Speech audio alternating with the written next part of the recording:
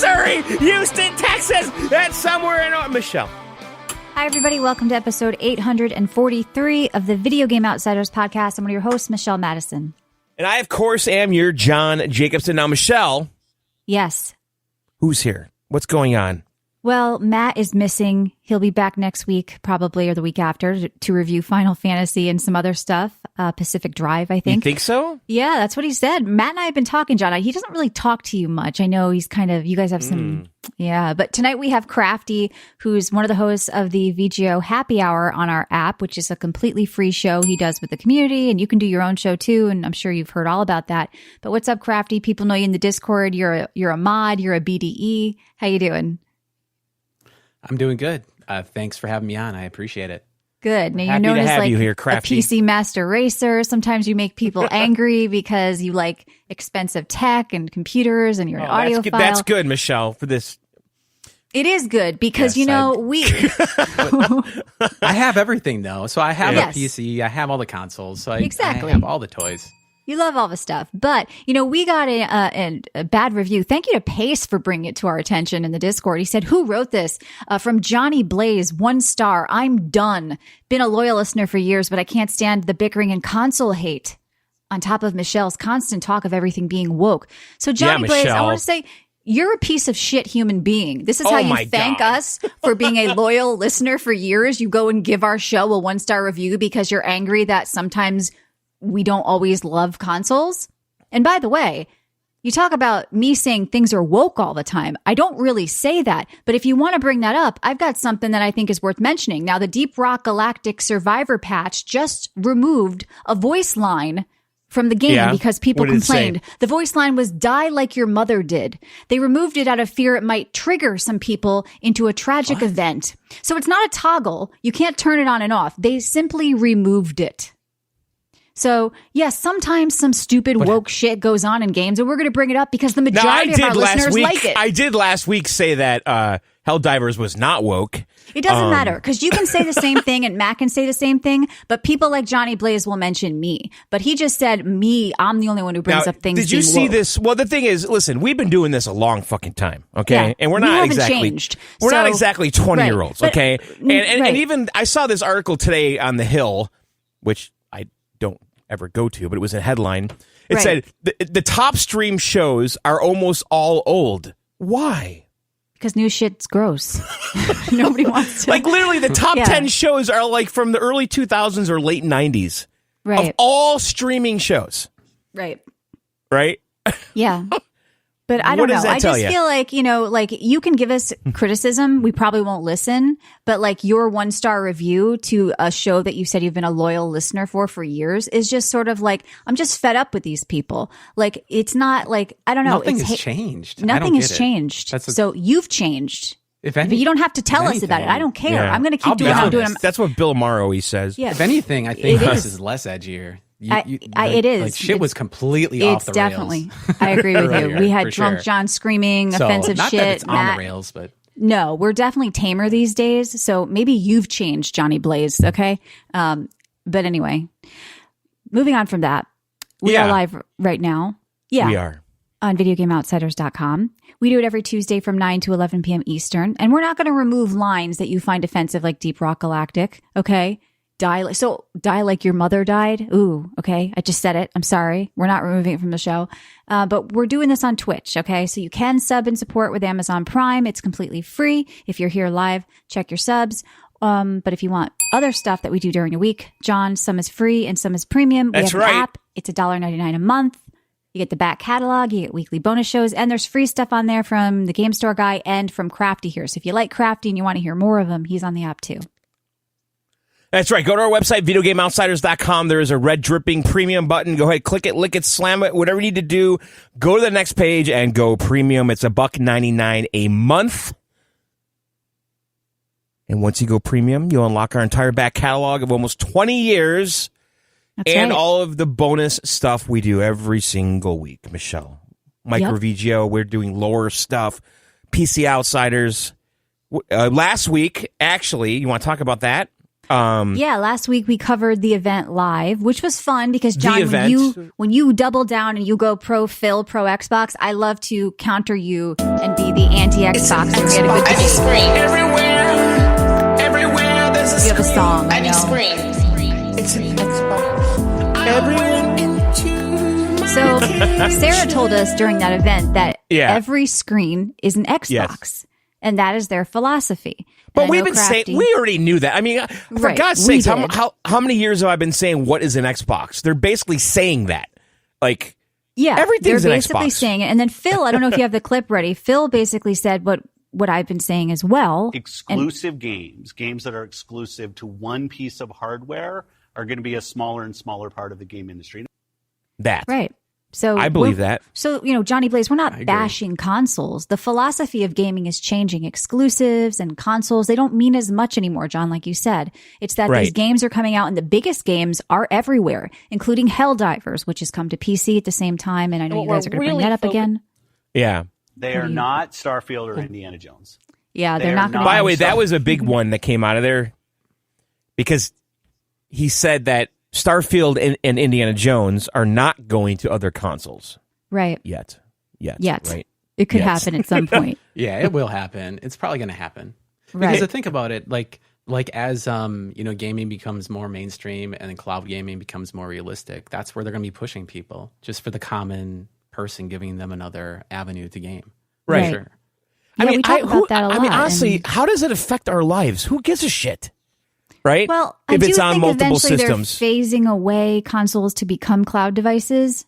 I do think that's we know. long run. Well, duh. I mean, it's just a Well, function no, I think of that's why people with consoles are sort of concerned. They're concerned about their physical library and their digital library, and they're concerned maybe where they're going. That's all. Those days are over. Yeah. Honestly, it's done. Okay. Wow. Well, why don't you yell at John for that, Johnny Blaze? Okay. No, Stop I'm bashing just saying, consoles. like every I screen mean, is an Xbox. like when Apple got rid of whatever the CD-ROM drive, everyone's like, "What the fuck?" And now it's just like, would you ever go back to that? Right. That's where it's going to be. I think it's just harsher for console people because they're not as attached to their digital libraries when they get a new console every few years, and sometimes that library goes away and they have to rebuy the game. But all these games And are so- dependent on the internet to work anyway, pretty much, well, right? more Like- so with Xbox than PlayStation, as Kevin said, that a lot of times they'll let you play that offline. But yeah, that's where we're headed anyway. Now, the only holdout here is Nintendo. Basically, PlayStation putting the games on PC, Xbox putting Right. the games on PC. So Switch news, I think this week, maybe Switch 2 stuff. I don't think so. It seems to be just about games on the Nintendo Direct. So we'll probably be talking about that next week or on a bonus show. But if you want to support us, head to videogameoutsiders.com. There's tons of ways you can support us there, as well as in our Discord and get the app and all that stuff. And we appreciate it. So thank you. And also fuck you, Johnny Blaze. So let's continue on. We have a voicemail. It's a long one, John, but I think it's worth All us right, talking about. Buckle up. Buckle up. 520 Feel VGO. Question, comment, whatever. Tiger. Hey, this is Blimp City from Akron, Ohio. I was calling about, I listened Hello. to the episode this week, and I heard you guys say that there's no such thing as co-ed saunas. I was just over in Rust, Germany Co-ed a month what? ago No at a water saunas. park called Rulantica, and they have co-ed nude saunas there. All age ranges, and the showers are co-ed too. Ah, Also, I heard you guys talk about Nintendo World, and I was over at a Nintendo World last year in Osaka, Japan. Highly worth it. I think it's actually better than the Harry Potter World if you're using the app and you got to get the little wristbands. If you go in with a loved one, you kind of have a competition in there, and you can see your score in the app. And then at the very end, you get the Battle Bowser. And then how the app kind of works, it has like achievements in there, so if you keep going to the park over and over again, you unlock more stuff. But really cool. If you want to check out some of my adventures, check out Think Life on YouTube. Thanks. Bye. yeah, he sounds like he gets around. Sync Life? Yeah. But he said Dink Life. What? Well, you go hit replay and we'll figure it out. Yeah, it sounds like he went to Russia. He went to Japan. So he was talking about co-ed saunas, John, that they do exist, all ages Yeah. co-ed Russia. But I didn't know that. I thought they split them up. That's what I heard. Yeah, it's weird, but they're just less. They care less about nudity, right? Exactly. So, but That's true. Right. I remember I went to a hot spring, like in, I don't know where the fuck we were, out west somewhere. Yep. And there's a lot of nude guys in the locker room. You can like boil in one of those if you're not careful. There was like, I don't know. My sister said somebody got like I was burned. traumatized as a kid from that, though, Michelle. Did you see? There's a lot of full frontal going on. Yeah. I was too young to see all that. I never saw any of that. They prepped you for the library event, though. That's true. That's really where all the damage came from, that library event. So we're going to talk a little bit. bit. My dad take us to the hot spring, though. He wanted to see some. Like him. That doesn't seem like him at all, though. He wanted to see a little cheek or something. Maybe he wanted to catch a little glimpse. You don't know what your parents are up to, John. When you're kids, they were swinging. Maybe yeah, I didn't even know it. They had those upside down bacon at the grocery store. I don't know. But yeah, some of the other stuff they talked about during that Xbox event. Basically, Sarah, I don't know if you have the clip, John. She was saying that the next Xbox. You have it? I do. And what we're really focused on there is delivering the largest technical leap you will have ever seen in a hardware generation. Because your console will be in our server farm. That's what I'm thinking, right? The largest leap ever because it's running on our Xbox cloud computer, which is more powerful than, anything you could buy, right? Right. But that's a stretch. I mean, like if that's what they're selling, that's a bunch of bullshit because isn't the Xbox Game Cloud supposedly powered by a bunch of Series X's? And like you get your own kind of private one when you launch it. That's what I've heard too. That there's just a bunch of Series X's like literally hooked up. That's bad. Yeah, I think that's. I read that too. What? With the NVIDIA Shield, like you can get different GPUs, but oh my! Yeah, isn't there a huge queue when you even use the xCloud? I've tried it a handful of times, and it starts out with a little like spaceship flying. It takes about, 10, 20 seconds to kind of get to the screen. What? Somebody's plugging in an Xbox back there. Hey, Ed, this guy wants to play the show. Oh, shit. Blow on the disc. What's that? Until they fix the latency, though, the cloud stuff is not going to fly for any serious gamer. For casual person, absolutely. Right. It doesn't care. But, like, casually. I've tried it a bunch of times. There's been moments when you're doing it and you're like, wow, this is good. And then it's usually spoiled within 30 seconds after that, where it's like, oh, this actually sucks. Well, every screen is an Xbox, John. So get used to it. Well, they're banking on the future. Okay. The internet and compression technology and AI, upscaling, whatever. It's all going to catch up to it. We're just a little early, right? Sure. All right. Well, anything else before we move on? I don't think so. Michelle, I'm excited to hear what you played this week. Are you? Mm-hmm. You probably already know. Well, we are giving away a copy of this game in the Discord, which, like I said, Crafty's in there. He's a mod. You can hang out with him and talk to John and I as well sometimes. So this game is called Nightingale. And if you check the pins in general, you can click on the emoji and you can enter to win. And that's kind of a good way to play this game right now, I think, because it is early access and I think it needs a little more time to get where it needs to be. Okay, that's the bad news. The good news is the developers are very aware and very open to that and are taking feedback and have already made changes and are going to keep making changes because right now the UI is a little clunky. It needs some refinement with some things. And they're saying, yes, we want you guys to play this game and make this kind of the game you want it to be. And that's not saying it's not worth playing right now. It's just you have to go in kind of like there's different types of early access. So this game is another like $27 game right now, just like Pal World.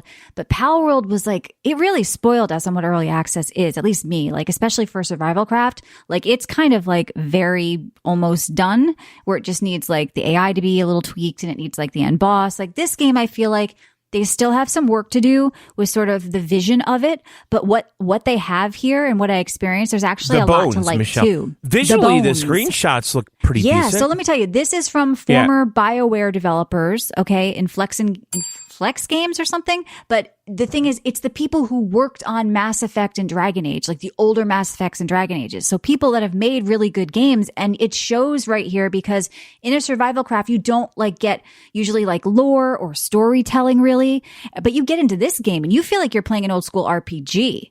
And you can play it first or third person, which is one of the things they turned on. People were like, okay, we don't love first only. So they turned on third person. It's experimental right now, but I've been playing with it and I like it better.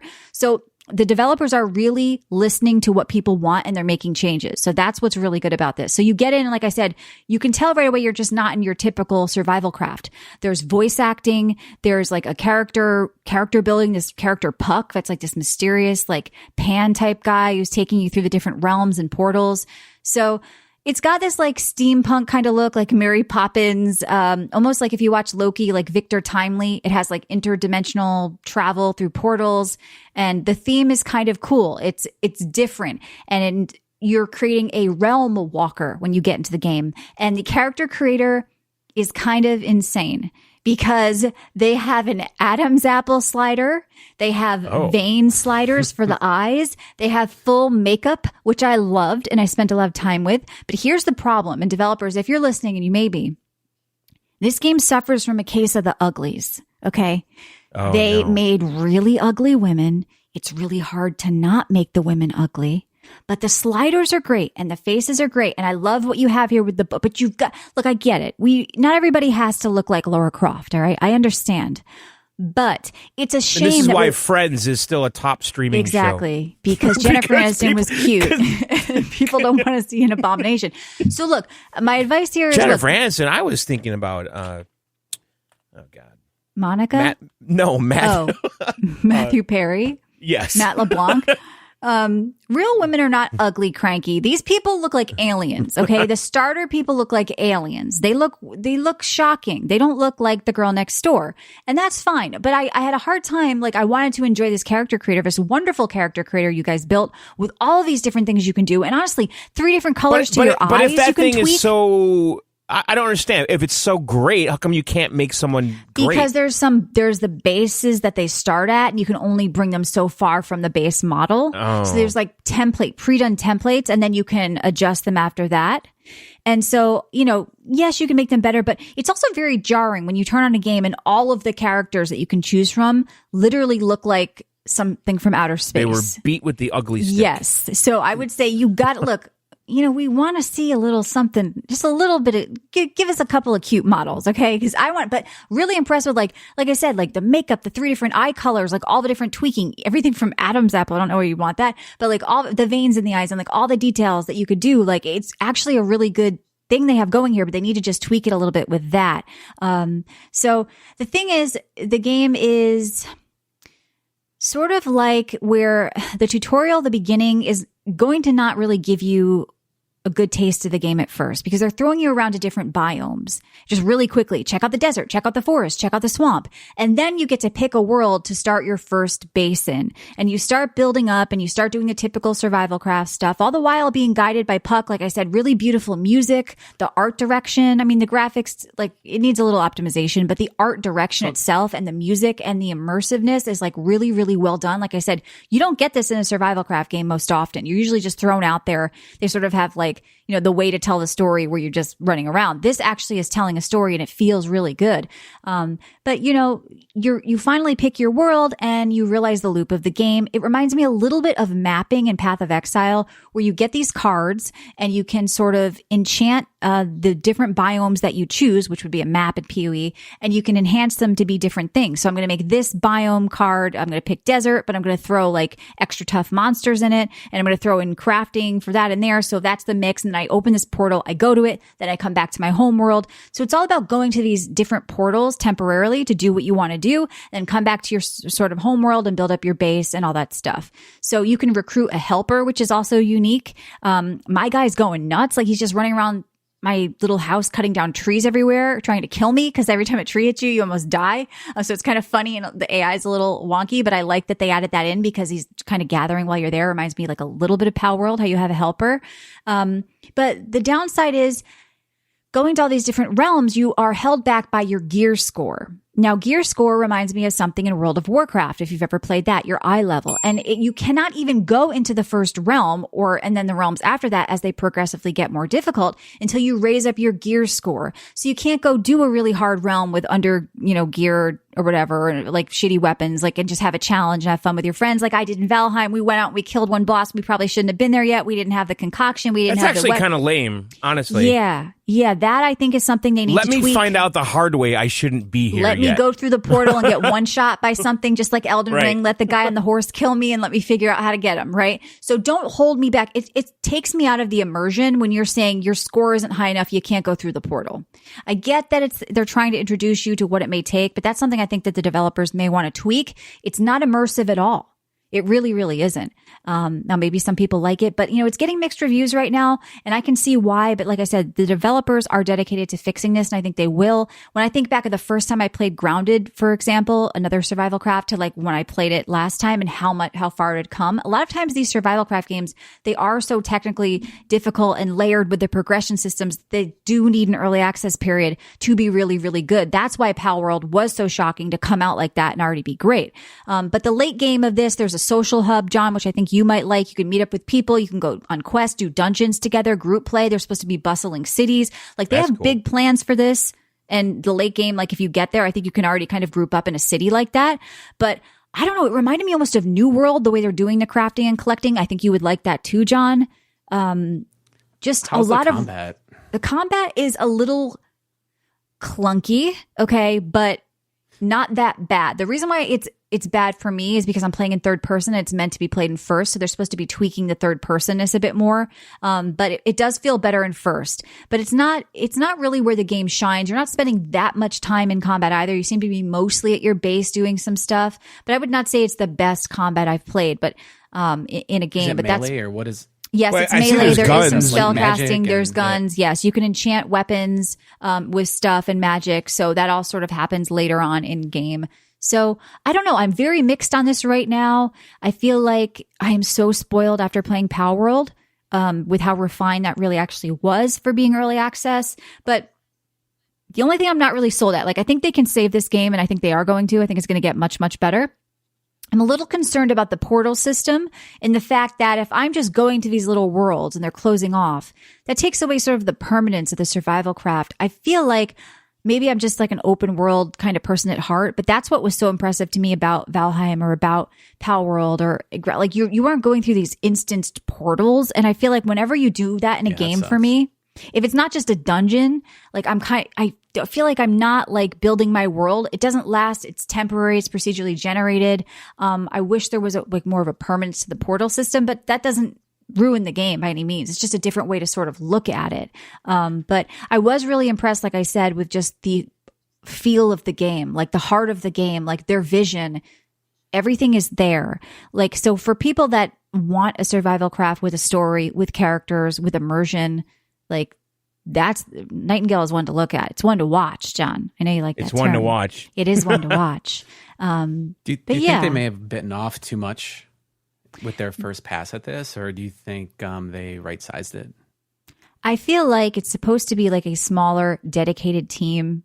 And I think that they're realizing that player feedback, like, I mean, they've been talking back and forth. Like, I've been reading kind of some of the interactions, and they told me too, they're like, we're going to work on this. They're saying like, yeah, we hear what you're saying. Your criticism a little harsh in this area, but we get it. We're going to take another pass at the UI. I mean, the UI for me is a little bit difficult to sort of feel like it's to sort of say it's great or it's even passable. I do think they need to take that extra pass. Like it's kind of split down the middle with like an offhand, a main hand thing. And they already tweaked it a little bit. But they're going to keep tweaking it. Interacting when you're crafting, it's very old school where you have to like load up things into it. So you're manually putting the wood into the pot while you're like the UI like just kind of needs another pass. And that's what is sort of souring it for me. So I don't think they've taken on too much. I feel like the genre compared to when they probably first started this game was probably a little rougher. And now we've had more games come out, more polished games come out, people like a newer way of doing things. The UI, like, you know, we kind of want things to work better. And I think so people are a bit more demanding with the genre. Like honestly, when I first turned on Valheim, it was rough too, but it was early in that sort of popularity of survival crafts, and people were more accepting. So now we have more of a refined kind of view of what we want. And so right now the game feels a little clunky, but it's not something that they're going to abandon. They're really going to try to fix it. So it has dedicated people playing as well. Like it's already doing well, and it's popular, and there's a lot of interest. And I think that they're going to keep making this better. So I can sort of recommend Nightingale, but with that sort of, okay, it's early access kind of thing. And I don't always say that when I play early access games. Sometimes I'll say, yeah, it's early access, but honestly, it's ready, just play it. Here I'm saying, yeah, honestly, I think it's probably going to get better in 6 months. Like it's actually going to be a better game. If you want to be a part of that, you should play and give them feedback because they are listening. And I will probably do that myself because it just takes some tweaks. I mean, UI is extremely important in a survival craft. And to me, that was sort of holding me back, and just refining third person because I couldn't get into the first person thing. But there's a lot of cool stuff going on here. But with Enshrouded, with Palworld, with Valheim, with Grounded, with Rust, with all the options people have now. Are there too many? Well, is this becoming an oversaturated genre? No, because I think this game is doing something different and does deserve a spot at the table. Like I said, this storytelling, like I was like, holy shit, it almost felt like a Fallout or something. Like they're doing something really cool here. Like I can see the pedigree of the developers and what they worked on and what they're bringing to this. Like this is not just a throwaway, oh, it's just another survival craft. No, like it feels different and it's actually really good, but they have to refine it a little bit. And once they do that, this is actually cool. Like I could recommend this to people like RPGs. Like it has this sort of, like I said, storytelling and immersion that you just don't get, in survival crafts. So I don't think it's just that we're overloaded. I just think they need a little bit of tweaking, and I think they're doing that. So it's a good time to, if you're not ready to buy it, to win a copy in our Discord at videogameoutsiders.com. Check those pins in general. And this is on PC only. And then, like I said, put the game on the wish list, keep an eye on it, see the reviews. When they swap from mixed to very positive on Steam, that's when the developers have released a couple of patches and it's in a better spot. And I think that that's where this is going to be headed. So check out Nightingale. 27 right now. So it's not bad for the price, too. It's on sale until February 27th. Yeah. And I think it'll be 30. So yes. Right now it's not $3 off. Exactly. Okay. So quickly, I want to talk about, I'm not quite sure how to say this, but it's from Quantic Dream. And the name of the game is Lysfanga, Lysfanga. Lysfanga, the time shift warrior. Lysfanga. Now this game, I had that once when I came back from the Philippines. No. Yeah, you should have got your shots. So it's $20. It's an action puzzler game, top-down isometric. The combat is like hack and slashy, but it's a roguelike. And they recommend you use a controller. I did not. I said, no, I'm not doing it because I don't like controllers and I don't really like them in the top-down isometric games, right? So I didn't have a problem with mouse and keyboard. The sort of loop of this game. Move? Yes, or WASD click? move. It wasn't click to move. It was WASD. So it's a cool little loop though, because you get in there and it's like a speed run. What's that? I don't know. It's Crafty. Are you playing something? That was, sorry. That's okay. You're probably watching the video. That's all right. We need a bed for this. So you get in there and you have to kill all the enemies on the screen. And every time you die, you create a copy of yourself. And then you can, it helps you kill all of them. If you die, it happens again a couple of times, then you fail. So you're trying to figure out, okay, how do I gather up all these enemies? Who do I go for first? Where do I kind of position myself so my clone goes out? And it's this like loop over and over of die, come back, try to get them all. And it's like this fun little loop that I think you would enjoy, even John, on like Steam Deck, especially because they recommend controller. But the thing I didn't like about it, and I know it's in the name, Time Shift Warrior, is you can rewind time. It's one of my pet peeves with games where once you start making me do that, and like, I get it because it's easier to do that than to just die and keep starting over. So it's easier just like rewind time a little bit, go back. Okay, I should have gathered these two mobs over here, positioned them there with my suck in move and then killed them like that. So it's kind of fun. There's like a flow to it. The only thing I'll say is, to me, I like the game, but for $20, I kind of feel like it's overpriced. And I know that sounds crazy, but we get a lot of these games like this, cute little roguelikes that are kind of like $3, $5, sometimes $10 on Steam. And because it's from Quantic Dream, we've got that extra. Now, we should be clear, though. It's published by Quantic Dream. They have a label called Spotlight by. Okay. and they're publishing indie games, basically. I think they kind of tacked on a little bit of a fee though because of that. Because I feel like Right. if this were just a regular indie game, it might have been one of those $4.99 ones. But this is $9.99. not Heavy Rain Detroit quality. No, Quantic Dream. no. It's a Yeah. little indie game you'd probably see for $5 or $10, but they, Yeah. at 20, it's not a terrible ripoff or anything. I just feel like for me, I kind of felt like what the loop was and kind of how long it's supposed to be, a little overpriced, but I do like the loop of it. If you like roguelikes and you want to kind of play a roguelike puzzler, check out Lisfanga, the Time Shift Warrior. Lisfanga. And moving on quickly, Halls of Torment, which is a game I love. I picked it as my indie game of the year last year. Added another level and 2 classes, so I played that for a little bit. What And I'm classes did they add? sort of a sage is the one Okay. I'm working on right now. Yeah. Sage. A sage. I love the What electric does a mage. sage do? Wait. Well, What? A sage is usually like a healer caster hybrid. Okay. Even in sage in games. I forget the name of the other one. I don't think I've ever. No, a sage. I'm picturing like Yeah. a fortune teller or something. There's actually in there a sage in one of the shooters, Valorant. I think there's a sage class, and she's like hybrid healer. I think a sage is a pretty common kind of class thing. I'm sure some D&D person would be like, actually, a sage is built off of this archetype, which is really a this or that. Yes. What is this? Sage doesn't exist in D&D. It's a profoundly from? wise person, Michelle. An offensive healer, very old school. Yeah, that's what I think of it, like a sage. It's a kinda like wise disc priest and- person. It's yeah, just but some I think smart in guy. games, It's just a smart No, person. That's in all. games, it's like a caster healer hybrid. I think that's what old school is saying too, an offensive healer. So yeah, it sounds right up my alley. So I've been working on trying to unlock that. I'm on the new level, and I'm getting my butt kicked with my little mage there, and I've been trying to do that. The little electric mage that I love, and I also like the cleric in that game. It's just one of those fun little. And then once again, that game was what, like $3 or $4 or something. So when you see games like Lisfanga that are like 20, that kind of feel like games like these, you do get spoiled.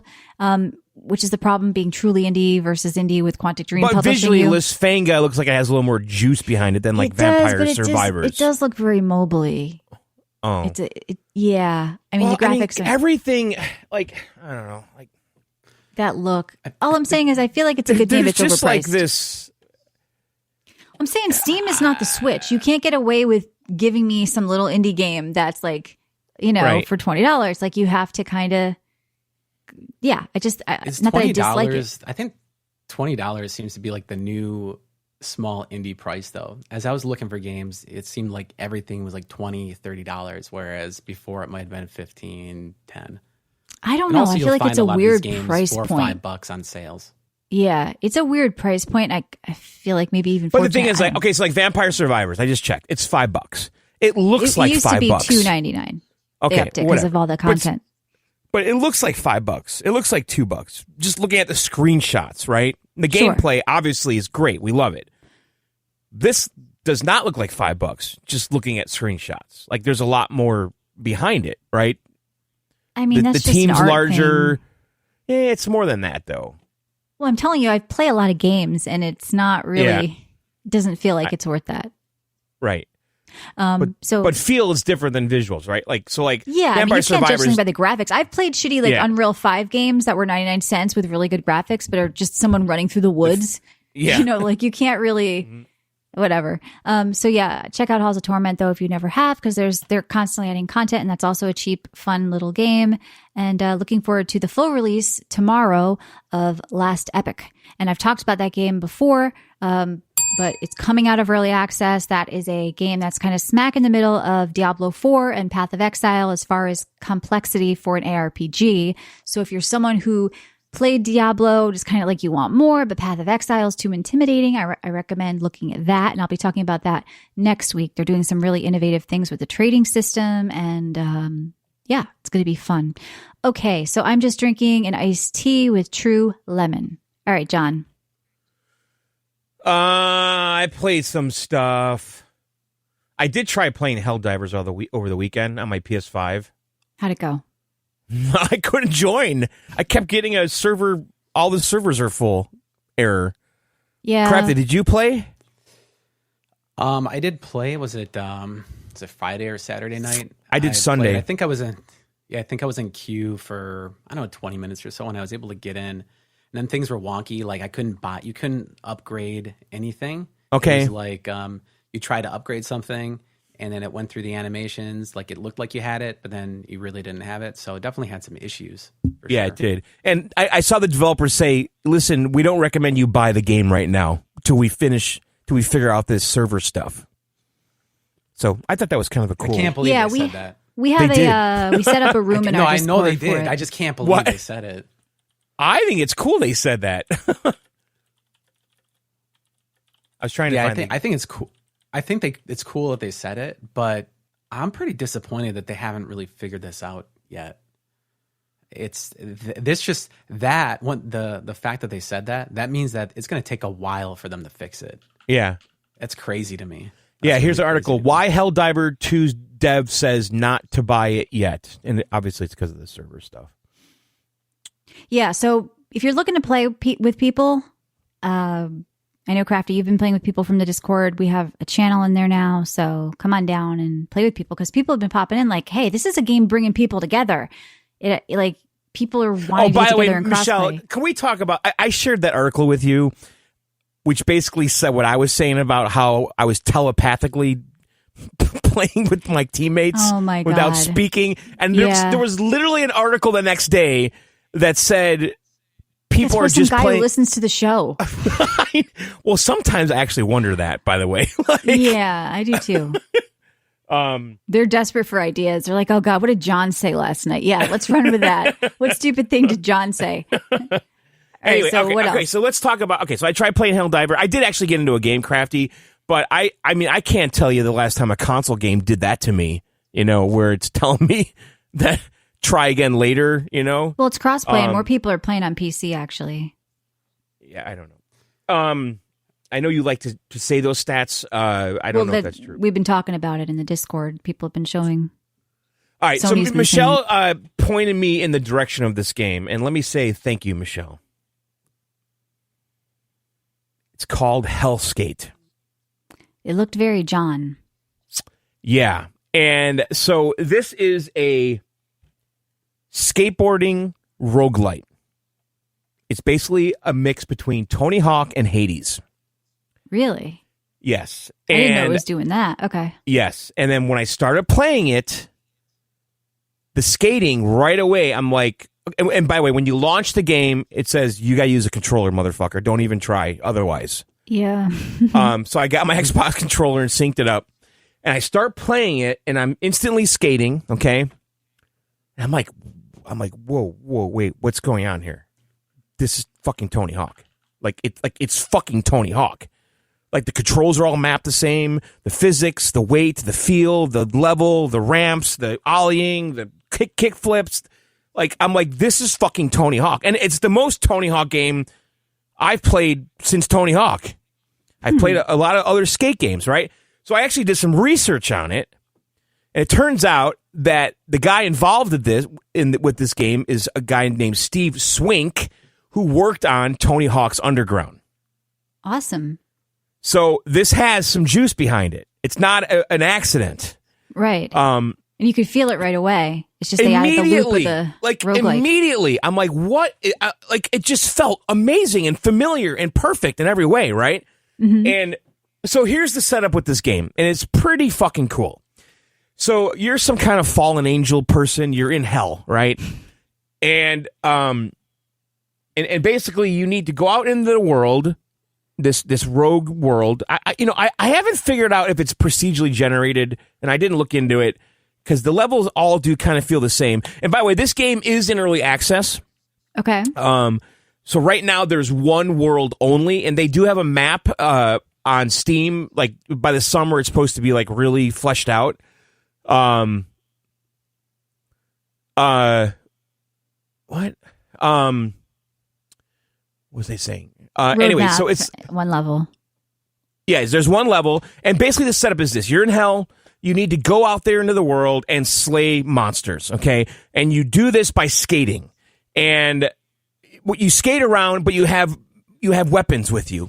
In the beginning, and there's different skateboard decks that have different weapons. So in the beginning, right now, I only have a katana sword. But just like any other rogue, after you go through as you're going through the level, it's kind of branching, and you make decisions about what Now, are upgrades you holding you the want. sword, or is it on your skateboard? The front No, of it? you're holding it. You're holding Okay. it. You're holding it. But the thing is, like, you do tricks, like, but you get like upgrades as you're going through the level. And again, it's the luck of the draw, just like any other rogue. You know, every run's gonna be a little bit different, right? And so you're kind of rolling before you go on the level. You say, okay, if I pass this level, I'm gonna gamble. I want to get this reward. And if you choose that, then it branches you to a potentially harder next fork in the road. The next level, and so you might have some really tough enemies to kill, but you're also getting like upgrades along the way too, depending on what you find, discover, or just run into. Like you might get an upgrade that, you know, every time you ollie and you land, you get like an area of effect spell that comes off your board that, you know, that kills things over time. You might get something that allows you, like when you do a kickflip, it like throws like some kind of like ninja stars or something out of your skateboard. And then the enemies are all strategically placed all around the level, so you might have to do a grind on a rail and then kind of do a slide up a wall to reach them and then kill them. And you have like a light attack John, what's that? How do you do like a move? Can you remind me how do you like do a kickflip? Is it like a Street Fighter move, or are you doing like a? No, it's like it's like X, and then you have like directions and stuff, right? Like, you know, like you're gonna question me on the moves. It's like it's kind of muscle memory, but like to do like a manual, you go up down, right? There's always to do positioning too. Like if you're near a ledge or on a ledge, you'd attack. Well, that's right? like the grind. You'll kind of stick to it, and like you have like grabs. So like jump, and then B is like grab, and then but you can also do directional, like where you grab the board. So it's like all that kind of stuff. So like jump B up, and you grab like the nose. Jump A B down, you grab the tail. You know. And the kickflips are like the same thing. Like I think it's A, X, left, right to do the various kickflips. But you'll have like attacks that are tied to those tricks. And so you'll unlock like an ability that's tied to a certain trick. Again, like I had one like if I did a manual, if I landed into a manual, it would like do this poison circle around my board. That's cool. But the thing is though, some of the enemies are up high or in strategic places. And so you'll come into an area, you have to kill like 5 enemies to clear the level, right? And then, but they're all over the map, and you got to find them. And also at the same time, they've got letters hidden around the map, just like Tony Hawk. Instead of spelling skate, you got to spell Hellskate. Mm-hmm. Thankfully, there's one L in that, by the way. It's HEL, skate. If somebody doesn't know that, and they just keep looking for the L. For the second L. Yeah. She's like, fuck this game. They get a 1-star review. But all these, and then there's like, and then you can like, there's all kinds of hidden stuff. There's like these cameras. If you get all of them, you get some kind of a currency. There's resources hidden around the map. So basically, you're going through the map, trying to kill the X amount of enemies to basically clear the area, and also try to find resources. You know, materials, raw materials, diamonds, coins, all this shit, and all that currency. So then when you die, you go back to the mall. The Hell Mall, and then there's little shops in there. There's like a tattoo. The permanent upgrades. Okay. These are the permanent upgrades. So there's a tattoo parlor. So like I bought a tattoo that gives me plus whatever, and you know I had to use my currency, and now I have a permanent upgrade. And then there's skateboard decks you can get that give you different attack abilities. So the one I have right now, it has the katana sword. And then the next one I unlock would have the ninja stars, and then the other one that they're showing gives you this giant hammer attack. But right now, I think there's only 3 skateboards to choose from, but there's like 10 slots that are grayed out, and that's part of the roadmap. Is it worth it right now to buy, or wait for the roadmap?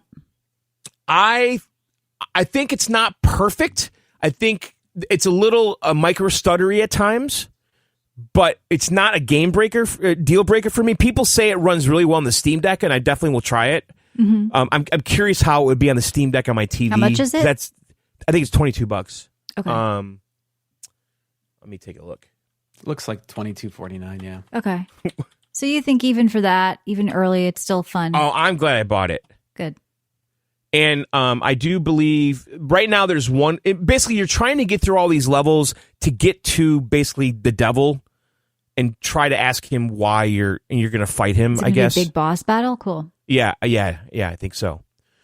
So you're trying to get through all the levels and survive to get to the main boss. And then every time you die, you go back to the mall to get your upgrades, your permanent upgrades. And then when you do every level, you're getting random equipment and upgrades and currency, and every run's different. You know, you might have a run where you're OP, or you'll have a run where you don't seem to get any upgrades. But the skateboarding is fucking phenomenal, and the combat's fun too. The combat's very simple. You have like the basic combat is like light attack, heavy attack, and dodge or dash. And so you use the dash and the dodge a lot to kind of like jet across the map into enemies and then slice them up with your katana. And then also you're trying to do the moves to get the little, special abilities you have tied to those.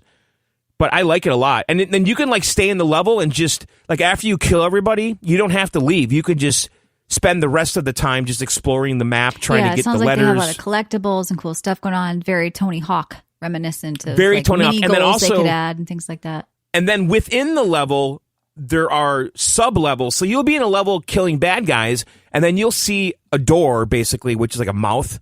And if you go in that, you have like this little side mini game that has you doing objectives like rail through the level. Like it's just a skating thing. And if you get to the end of it, you'll get a bunch of upgrades and jewels and stuff. And then you go back into the level and continue off. So it's a really great balance of like Tony Hawk type shit. Oh, you know what's funny too? Your character's name is Antone Falcon.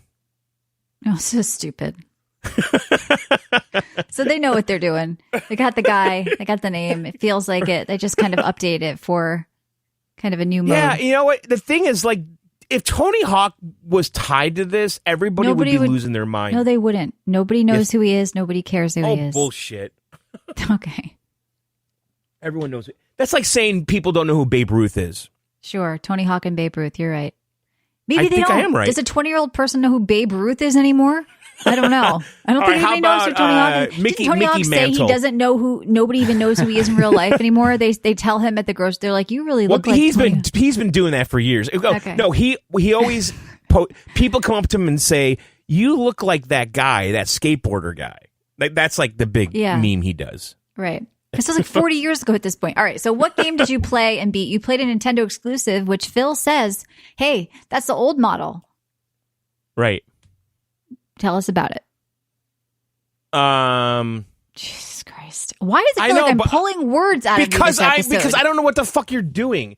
Setting up the only other game you played that no, you beat? not here. Okay, so I picked up Mario versus Donkey Kong, and I reluctantly got it, okay, because I played the demo, and I'm like, oh my god, this is copy pasta. I played this game 20 years ago, because, and actually, when I played the demo, I didn't fully realize, because I assumed this was a new game. It's not. It's a remake of the Game Boy Advance game from 20 years ago. Now, they did just upgraded graphics. Now, then? I'll tell you in a second. So because they did release new sequels to that, like on the DS, and I just thought they were just continuing the sequel trend. Nope, they went back to the Game Boy Advance one, and they remade the game with updated graphics, and they added 2 worlds to the game. And so there's 8 worlds total. Each world has, I guess, 8 levels within it. So you got about 64 levels. Plus these little bonus ones, I don't know, 70, 80 levels, something like that, to get through the whole game. And each world's distinctly different. And basically, Michelle, if you're wondering, Mario has a toy factory. Are you aware of this? No. And he manufactures little Mario toys. Cute. It's kind of egotistical, isn't it? Like, I think he's got a little bit of a tude, if I'm being honest, Mario. He's a little smug. I was always more of a Luigi girl. Yeah. So Mario has this toy factory, and he's making little Mario toys in his likeness. And Donkey Kong has broken in and stolen all the toys and scattered them across these worlds, and Mario needs to go get them. And that's the game, right? And each level is basically 2 parts. The first part is you need to find a key. You see the key. It's a very arcadey platforming game. The platforming is very tight and solid, and I actually really like it a lot. And at times, it's very challenging. So you like it more than the demo already? I do. Okay. Because you let the Nintendo juice sink in. That's what happened. You're like, It's very Nintendo arcadey. juice. It's very much somewhat inspired by the arcade game at times. There's callbacks to like Donkey Kong Jr. and stuff, and like where you're climbing vines and there's birds shitting eggs down on you. Yeah. so they're referencing a lot of the old Mario stuff in this, and the Crafty, levels you are love very Mario. I'm shocked you didn't pick this up. yeah. It definitely did not look like something I would enjoy. And also, Okay. John was shitting on the demo. So I was Yeah, like, it sounds like he's a changed I man don't now. want Though. to check this out. Well, okay, so but John, all right. what was the difference? The demo, what was the difference between the demo and the game? Like, what I'll made say you dislike because the demo only showed like 3 or 4 levels, and what I played was exactly what I remembered before. Okay, again, this is 20 years ago. Okay, and I'm like, this is just the same shit, and I never loved it for whatever reason. Something got into me this weekend, and I said to myself, I'm gonna finish this fucking shit before VGO. When I realized I saw a light at the end of the tunnel, I'm like, I'm fucking going for it. Let's just do this, right? So I just committed to it, and it was a mission, and I took it Stockholm out. syndrome. Yeah, maybe. Yes. You're like, I'm here. I'm going to finish this. Let's just do it. Right. I'm a Well, hostage, and I love you. It? Did you love it? It sounds like because you were telling me Well, like, okay. I'm I just want going to tell you do what the this. gameplay loop is. Okay, each Well, I level just has want to 2. understand if you like, because I'm coming into this, you telling me you hated the game and you didn't want to buy it. That's Okay, all. so here's the thing: the original game in this series was called just Donkey Kong. Okay, Mm-hmm. and it was on the original Game Boy. That fucking Game Boy with that game was in my bathroom for like 2 years, and every time I took a shit, I did play the level. Oh my this is god! How many times this are you shitting? This is pre-iPhone. How many levels? Okay, Doesn't make any sense. If you're this is doing it every time you pre-iPhone. shit, This is you would have been this done is with that way in like before the 2 iPhone. My weeks. game. I don't know. Hold on a second. You had a shitter Game Boy just chilling in the bathroom, like it just lived there. Yeah, I did. Yeah, it was in there. All right. Yeah. Just wondering. That's a thing. People call them poop That's tops. fine. I just love it. was curious if it left the bathroom. I or if just it's can't like believe exclusively you played a controlled level maybe- every by time that. you shit, but yet Did you you said it charge was it there for like that years. too, You need or- more The time, fiber. listen, or- it's a little fuzzy. We're talking like 90s here, Michelle. So yeah, but how many mid to times are late you 90s. shitting? Well, I don't know. Maybe I played a level a week. I don't know, but I remember playing every other that poop, game every other- on the shitter. Okay. Okay. Maybe I brought it in with me, but this is a long fucking time ago. But anyway, I loved that game, and it was basically a very puzzly Donkey Kong arcade game. And then Mario versus Donkey Kong kind of took that and ruined it with these fucking mini Marios. And that's kind of why I always resented this series, because I liked the first game way better. And then the one on the DS was even worse, where you were drawing with a stylus the path the Marios would walk and stuff.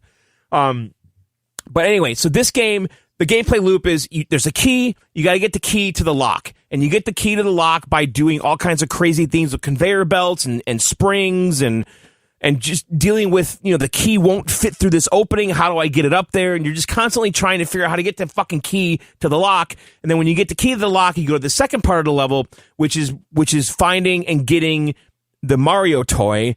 And again, he'll be in some tough spot, and you got to figure out how to get the fuck up there. And it's a lot of moving switches, and things are moving in directions and making blocks appear and disappear. This switch turns all the red blocks invisible, which then leaves an opening. But then there's a gap here, and you got to find the yellow switch to fill that gap. Like just shit like that, right? And then after you clear those 6 levels, then you do a level where you're guiding a parade of Marios to find the T, O, and the Y on the level. And then the last level of every world is you battling Donkey Kong in like a very arcadey battle, where typically you're just throwing some bullshit at him that he's throwing it back at you. You just throw it back to him. That's like the whole game. Like every level's like that, but then they mix it up with environments and new enemies and bad guys that show up in the different worlds. Like one level that they added in this. So they added 2 new worlds that were never in the Game Boy Advance game. So that's totally new, right? And then after you finish the game, they added a Game Plus mode, which basically adds a shit ton of brand new fucking levels with totally different objectives. Because after you finish the game, it opened up the Game Plus mode, which has a totally new way of playing the game, where you're basically having the little Mario guy with the key. You got to guide him instead of carrying the key. You got to get him to follow you to the door. So, all right, I finished the game. I don't really want to play the Game Plus stuff. I did a few of the levels before the show, but I'll say this: I think the game's $40. I feel like I totally got my money's worth. I think probably it should have been 20-ish, but I don't think Nintendo's ever going to do that. Like. Holo said it's a great game Nintendo for shitting. tax. So I mean, maybe that's the ticket. Get that thing in your bathroom. Oh, this game's actually $50, by the way. It's not Oh. 40. So I don't know. I got hooked on it over the weekend. I couldn't stop playing it. I kept coming back to it. There is a co-op mode, which I didn't try. I don't even know how that works. So you could play with two people on the same screen. Okay. I did not try that, but it's there. It like at the top of the screen keeps saying connect a second controller to join in. So it's not just a redone old game. You feel like It's they've not. really added to it. Okay. I think they did actually. Yeah. I mean, 80% of it is old, but it's totally like it's completely remade from the beginning. Like everything's gone. They like the old game had like static cutscenes. This is all fully animated, rendered stuff. Right. It's cute. But towards the end of the game, oh my god, it got fucking pretty crazy hard. Like, not always, but there was a few levels that really had me scratching my head. I'm like, what That's the not fuck good do to I do while you're here? pooping. You gotta be careful. No, I did not play. I played this one exclusively on my TV. There was no Okay, pooping I involved. know. I did poop in a box before I played it, which we talked about. Yeah, we talked about that on our Discord podcast. You were pooping in boxes. I know. So I don't know if you want to play this and get it. I don't Craig know. says, "Wow, animated cutscenes, amazing. That's worth another $50." Yeah, be careful. I mean, this was a Game Boy Advance game. The resolution was like 180 by 40 or something. So it's clearly redone in every way with a 3D engine. Of course. Do you ever wish though that they would give you something What? new? Well, I'll tell you this. Kevin, a CC Games CEO, he does a podcast on our app. He messaged me and says, yeah, the game is copy pasta, but just realize this game came out 20 years ago and no one has played this game that's like in their 20s That's true. or 30s. Yeah. So it's new for most Yeah. people. It's new to most people. Yeah. So it's a valid point, right? Yeah. But there's a lot of stuff here, like this Game Plus stuff. If I continue, like there's like a whole other game now I unlocked, and it's all new levels. It's not they didn't just like take the original levels and change them a little bit. It's a completely new game now I unlocked. Yeah, that's rare for a new Game Plus. Usually you're just kind of going through the same thing. Right, and I thought they were just gonna take the first world levels and just add something in the environment. No, it's a completely different level in every fucking way. Is there any co-op or anything in this game? Like Yeah, there local is. Like I said, co-op or- it's in the game, but I didn't try it. So Oh, okay. yeah, on the Split top screen, of the I think you screen when said. you're playing, it says connect a second controller for whatever co-op. So you That's- simultaneous co-op? I don't know. I didn't try it. I have no idea. It must be. I mean, you wouldn't want to try it handheld, but on your screen, it's probably fine. Yeah, I don't know. But Nintendo does weird shit though with the co-op. Yeah. Like one person's Mario and another person can like turn switches or something. Like not control a player. Mhm. Yeah. Just like a kid can join you. Yeah. So I don't know if they're doing something like that. Dysfunctional girlfriend. Yeah. Like you can like poke Mario. Yeah. There is a casual mode and a classic mode. The casual mode doesn't change the level at all, but it gives you infinite time, and it gives you checkpoints within the level, and you get like 5 lives instead of. Well, actually, you do have a finite amount of lives that become really important towards the end of the game. And you have to constantly try to find. I don't know what happens if you run out of lives in this game, but on the casual mode, you get 5 lives per individual level. But towards the end, oh my god, it gets like you will die a lot. Not every level, but some of them. So the name I of the kinda game is recommend this. Mario versus Donkey Kong. it is, yeah. Okay. All right, and I'm drinking a Back East Ice Cream Man. All right, Crafty, what kind of stupid ass shit you play over there? Wow. Are you? Yeah, Are you? so- What's your favorite game? Like right now, like what's your go-to game? Just forget this stuff you're going to talk about. Like what's the Fortnite. game? That's a Oh. great question. I would say my latest game would be Helldivers 2 if I could play it. So If you could Yeah. play it. if I could play it. And I've kind of given up on trying to play it recently. Mm-hmm. So kind of a little butthurt about that because I'm not going to sit there and waste a lot of time to try to get into that game. Right. But pro tip, to get into the game, if you have friends playing the game, if you join their game in progress, you can skip the queue. Supposedly. Yeah. You just Just warp have one right to friend their never ship? turn off auto hotkey. Just never log out. Yeah. So, but yeah, so I was looking for a game to play for the show, or a few games to play for the show, And looking at the new releases and trying to find a game that hasn't been talked about on VGO is pretty difficult. So one of the games I ran across was Banisher's Ghost of New Eden, which is a $50 game, I believe. Definitely is something that really didn't hit my radar. And looking at that game, it definitely looked like something I'd be interested in. And so I picked that up. It's based in 1600s America, like on the East Coast, Boston area. And the premise of the game is essentially you're hunting for ghosts, and basically you're dispelling them or sending them to the afterlife and judging them, et cetera, et cetera. So the game gets off to a pretty slow start. Well, it's Don't Nod, we should say, because they do these kind of slow, talky story games, right? Is that what this all is? Typical. Yes. So I guess I wasn't expecting that part of it because the trailers and things that I was watching looked to be definitely have like an action element to it. And there was a lot of focus on the story and the discussion. So I guess from my standpoint, I wasn't expecting there to be as much of the story-driven talking discussion, as it were. So it had a very slow start. And I think I relate to John a lot in this regard, where the story's got to be really powerful or interesting to grab me. And so it was kind of tough for me to stay engaged right away in the beginning. I will say that some of the positive things that I noticed right away, the graphics are really good. So I do have a 40 series graphics card, a 4090, and the game looks way better than I was expecting, especially for a $50 game. It also has, for all the PC nerds out there, it has settings for DLSS, frame generation. So I maxed everything, and I got about 100 frames per second, which was nice. At 4K, too, sure. you play at? Yeah, at 4K.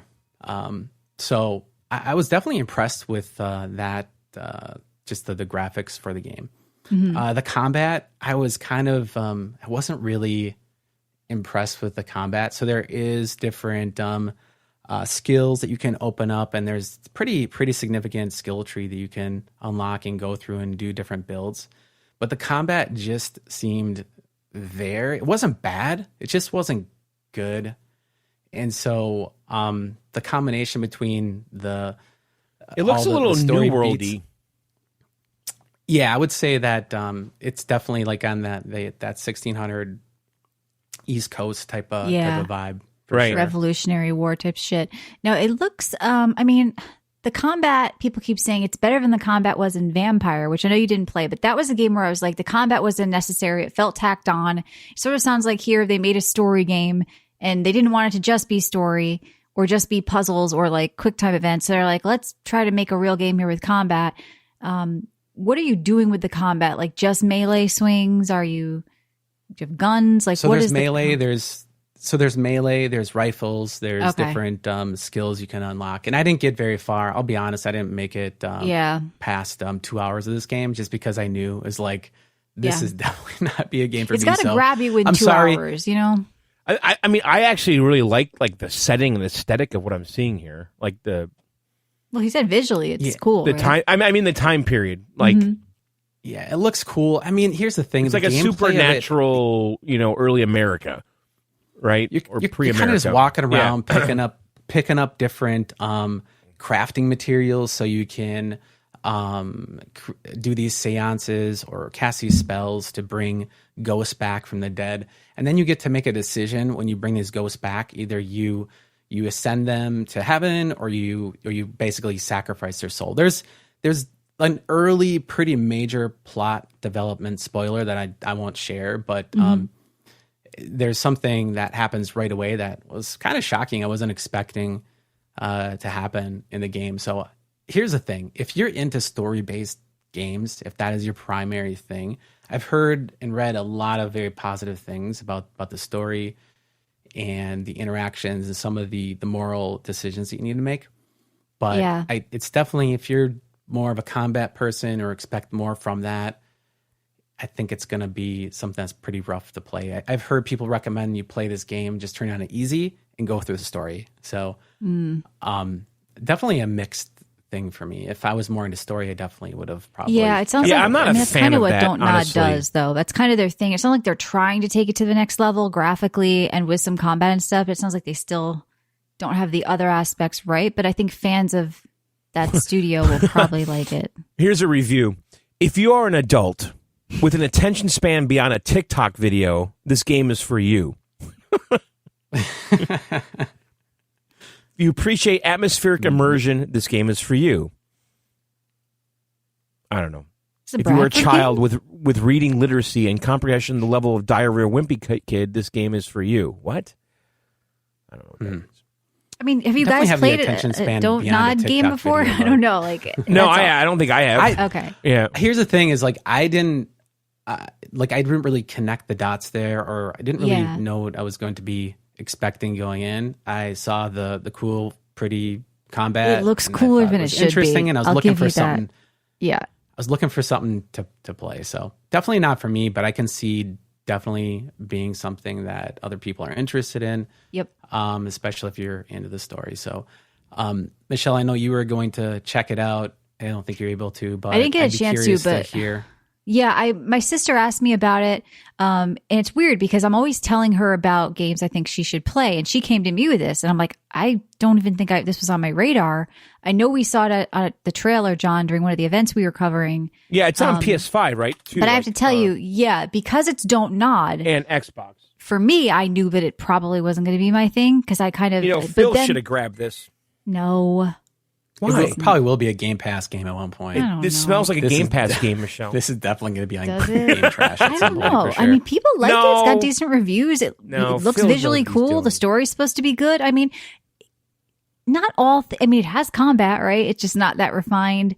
I don't know. I can't judge it. I haven't played. I'm just saying. To me, it sounds like they did try to take the next step for Don't Nod games, but it just sounds like they aren't your thing. yeah. Phil didn't do It's anything. for $50. I think it's fairly priced too for $50. I mean, I was Okay. expecting way jankier graphics and performance and things like that for the game, and even the voice acting is really good. So in that regard, I think it's really a fairly priced game, and I'm sure that lots of people are going to love it. Just not. So it's my just kind of style, like I think. interactive story. And I agree with you though about like the 2-hour thing. I've heard a lot. Oh, like, they it made gets really Life good is after 10 Strange. hours. I see. Yeah, they made Life is Strange and Vampire. Vampire, like I wasn't mentioned. that wasn't like that. No. Yeah, Vampire was actually kind of like that because the combat was bad.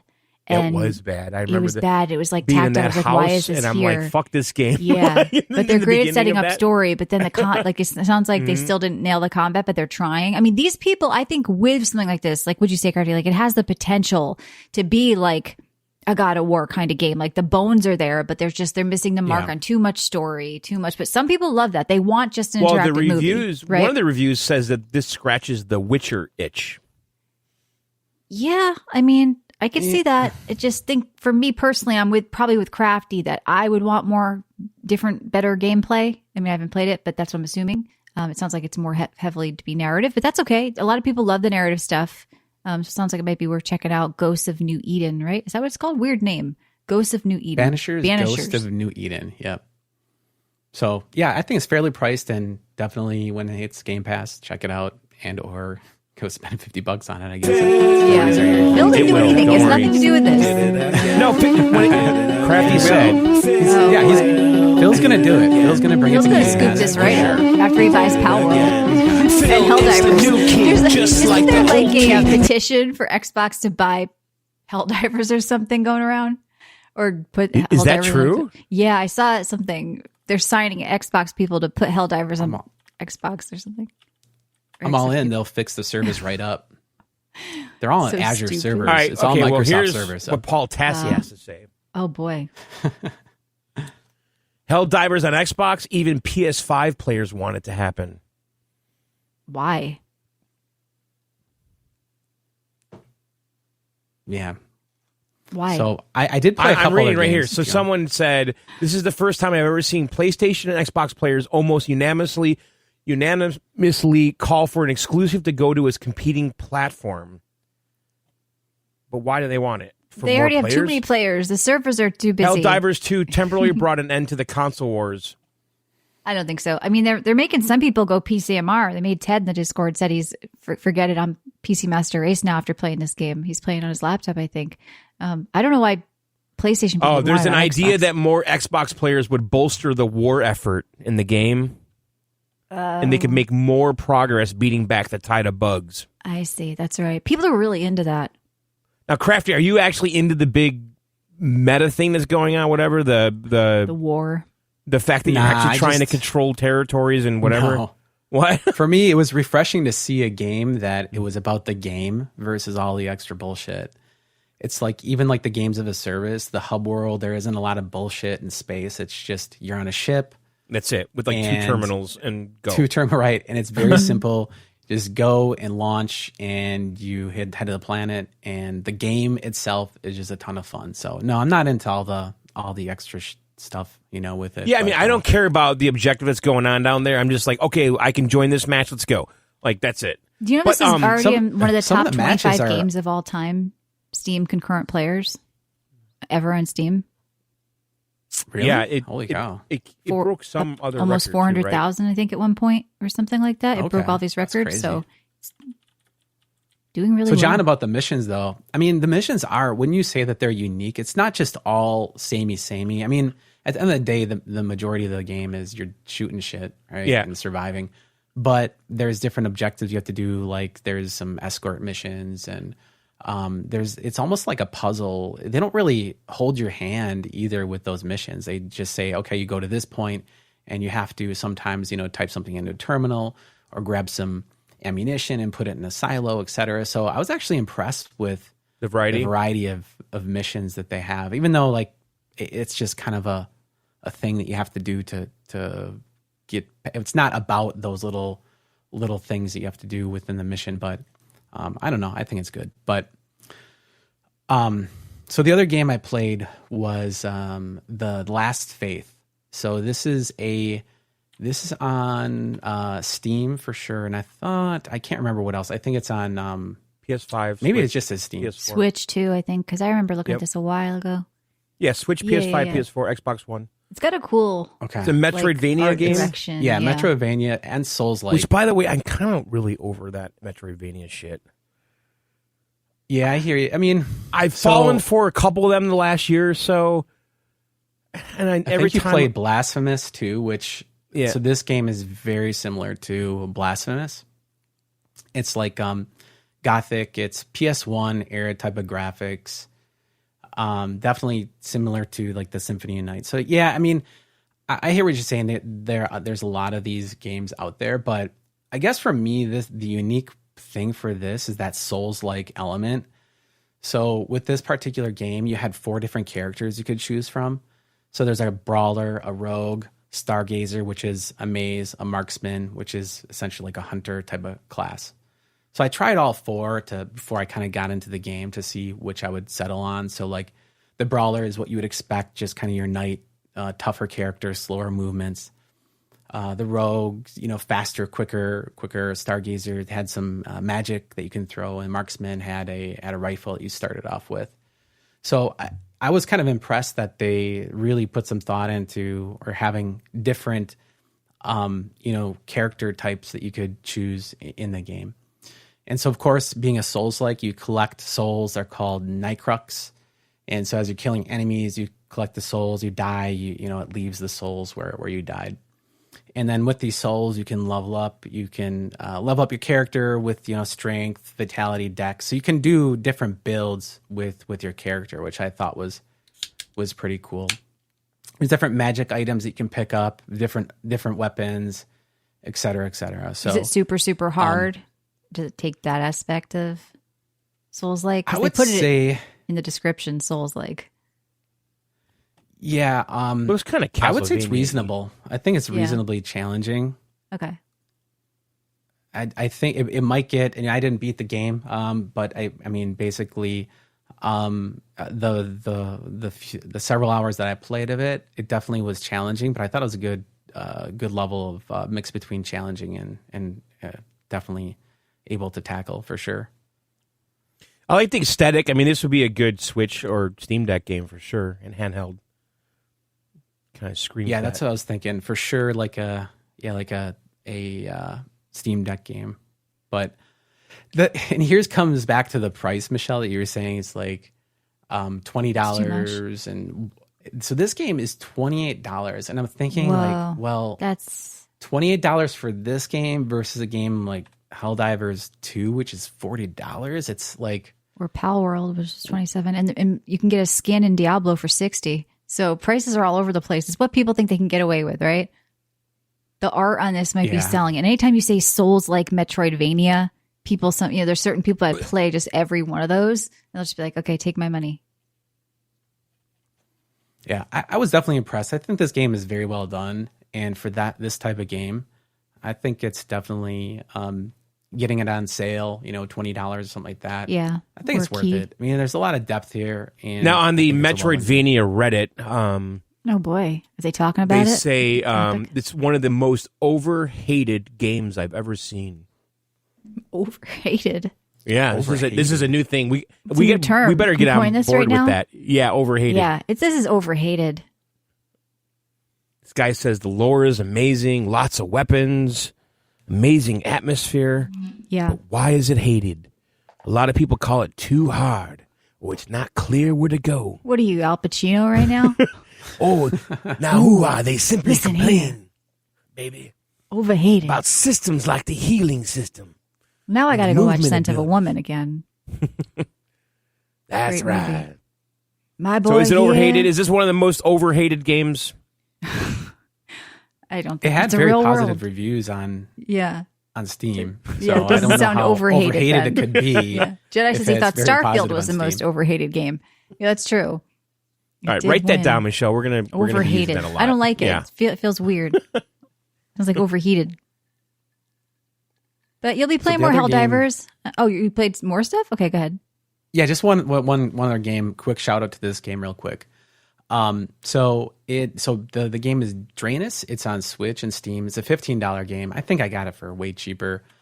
It's a shoot 'em up or shmup, as I think I can't remember. Is it you Michelle that hates Shmup. Well, go on. Didn't like the Draenus? word. Yeah. So you're this is a spaceship game. You're scrolling left to right. But I thought this is a really cool game for that. I just was feeling nostalgic, and I've wanted to play a game like this. And the unique part of this Like game, an I think we've R-Type all or played- Gradius style game, right? Correct. I think the unique part to me about this game is you get an energy shield. So when bullets are being fired, you can activate the energy shield to collect the bullets that are being shot at you, and you become immune. And then when you release the button, those the bullets that you collected charge up, and then they fire at targets on the screen. That's cool. So the other part is that there's boss fights, and each boss is pretty unique. Where there's like wheel spinning, you kind of have to dodge and use that energy shield to bypass through some of the ships that are coming through you. So some of the ships will have like a space or a gap within them of like an energy beam that you can just use your shield to pass through. So while you're dodging, you have to kind of time that using that energy shield. And this game also has the ability, once you finish a level, you can upgrade your shields, add like rear firing to your ship, different bullet patterns, special moves like a big bomb and or laser beam, et cetera, et cetera. But I think, John, you might, if you're into these games at all, I can see you. I love Gradius. I don't It's got love 10 of R-Type. 10. People love this game. Is it more Gradius or more R-Type? It looks more Gradius to me. I honestly am not too familiar with those two to be able to tell you which Look one. at the reviews. They'll it's tell you, like. John. People are going to be But talking about that. A solid variation on the attack reflector absorber theme with an underlying Gradius core. First review. There you go. I knew it. They'd bring it up. People love dropping games like that in the reviews. It's actually a mix of blah, blah, blah. And then this review, this game is heavily influenced by R-Type. So bold. I mean, listen, those two games are very similar. I just always like the Gradius weapon upgrades better, like the progression of that and the stacking, because you can stack the weapons. I'm sure R-Type does that too to some degree, but I just always like Gradius better. Yeah. I think you'd like this, though, John, for a deck game for sure in the summer. Well, Just something it's funny. easy I to was pick thinking up the and play. same thing. I think more reviews are referencing Gradius, by the way. Yeah, I'm sure it's got elements from both. No, Crafty, what games are you looking forward to here? Dragon's Dogma 2, Final Fantasy. Did you say you're skipping Rebirth, or are you getting that? Like, what's your kind of up and coming here? My up and coming would definitely be Dragon's Dogma 2 is absolutely what I'm looking forward to the most this year. And the other one is the No Man's Sky game. I hope that's coming out this year. What is it called? Light No Fire. Yeah. Yep. I'm looking forward to that too. We'll see. Avowed maybe will be decent. I know we've been talking about them in the Discord a lot. And Crafty, like we said, he does a show on the app completely free, Happy Hour. It's posted in Discord. It's posted on the app. If you want to keep up with what he's playing, what he's into, what he's doing, you check in most weeks doing that show as well. So if you want to know more, check him out. So And if what are you want drinking? to, I'm drinking Fortaleza. It's a tequila. It's Reposado tequila. That's right. So You're a I'm a tequila big guy. tequila nerd. Yeah. So yeah, but if the happy hour, if you're interested in guesting on the show, you're come to the Discord and ping me, and yeah, we'll get you set up. Nice. It's nice to meet new listeners all the time. Come on down if you haven't been. All right, well, let's move on to some news. John's ringing the bell, so he's getting impatient. No. That's what he does. I to usually Matt. ring it when we I know. like you mention something like a product Yeah. or whatever. Yeah, Like, come on down to the Discord. Play it. Okay. So Xbox head Phil Spencer says Call of Duty is coming to Game Pass, and Microsoft will continue to support physical that's right, discs. baby. He's still doing some kind of control. What's the term again? I can't think right now. Damage control. Damage control with the Xbox fans, right? Because they're like, so Phil's kind of coming out every day with a big statement. He's Now like, listen, hey, Call of Duty coming to Game Pass. is that big news? Well, that's a big statement. That's a ballsy move. That's Did Phil do it that is again? well, that's gambling for one. Because Really? well, okay, it's a top selling game every year, right? It's usually the top selling game. Yes, Harry Potter beat it last year. That's not going to happen again with Harry Potter, right? So it's in Didn't the Pal position World to be already have best. What's that? No, go ahead. I thought Pal World. You're comparing it to That's Steam sales. It's not the same. So, Well, how much will if somebody gets it for free? Well, that's that what I'm will saying. Definitely This mean more people will have it and spend money in their Buy store. skins, though. exactly. So, They're gonna buy like you skins, said, it's a they're gonna buy gamble. Which expansions. one? it's a huge gamble. So the payoff is what? You get people into game. You get more Game Pass subscribers, right? That's the long term play, right? They get more subs, and they also get more people buying skins and stuff. So it's probably a win for them. Right. I mean, I've spent God knows what. I mean, I buy Call of Duty twice every year. Yeah, Isn't that fucking it's going to stupid? save you money. Huh? I can see somebody that plays Call of Duty exclusively switching over to Xbox for that reason because they're paying the $15 a month to or whatever don't it is really now, own it. $17 a month to Sony. Yeah. Yeah, but And they switch but over. Michelle, it's really like Madden in a lot of ways. You don't usually go back. I know some people are Do they still bring their playing Black skins Ops. forward every year? Yeah, that's what's happened with Modern Warfare. Yeah, Okay.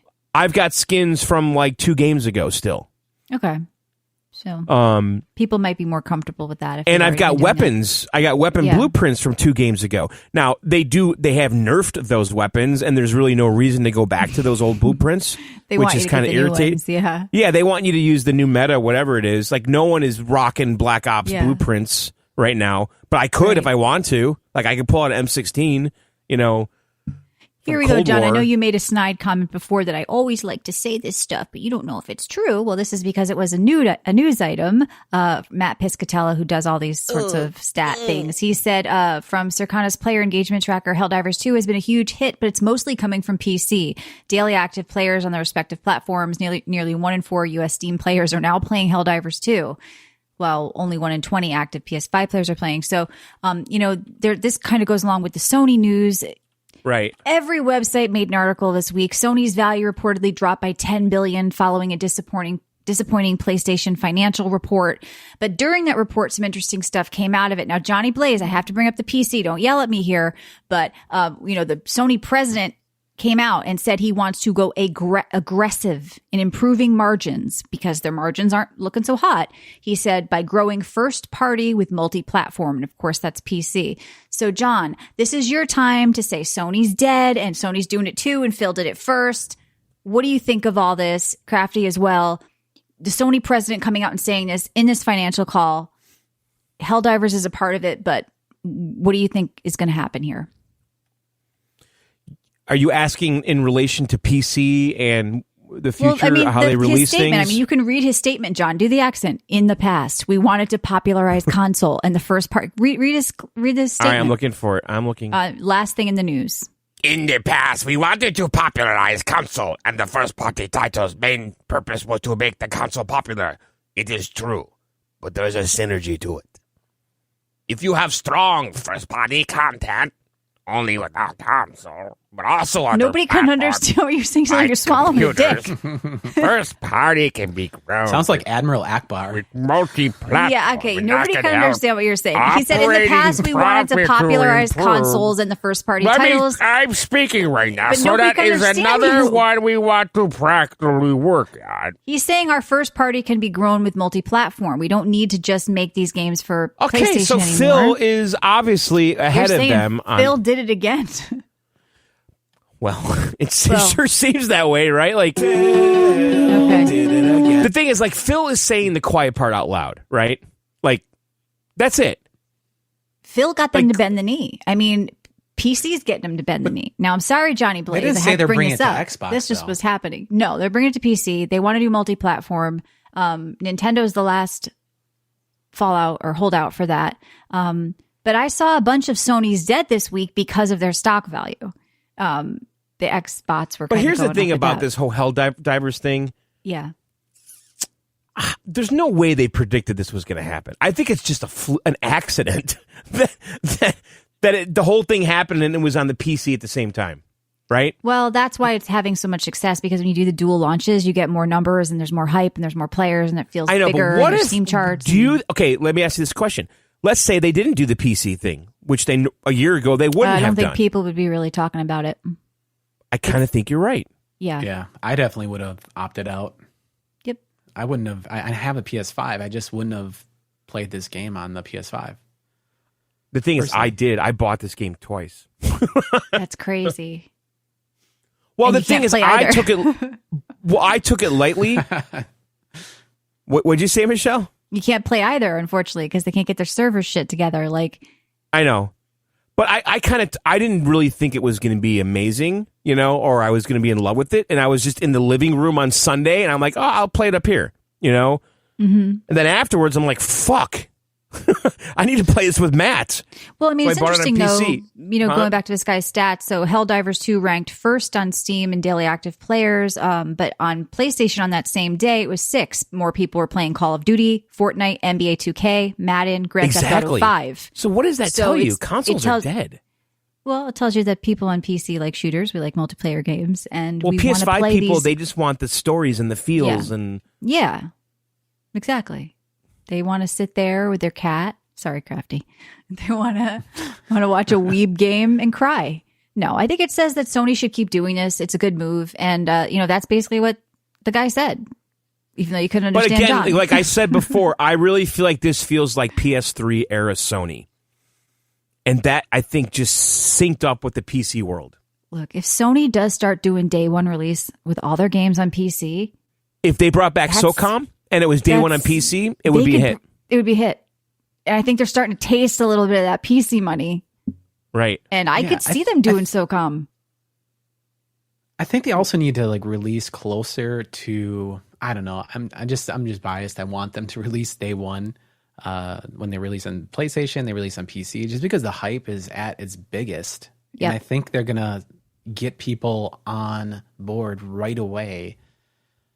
with the games. Instead of waiting 3 months or a year, sure, there's like a resurgence, but you kind of miss all that marketing and that initial hype. So I think there's just some value there for the company to do it right away off the bat. And they're seeing that it waiting. doesn't impact their sales. If anything, it gets more attention for the game because my buddy picked it up and he's on Steam. Hey, I have a PlayStation, so I guess I'll get it. So it's actually helping them.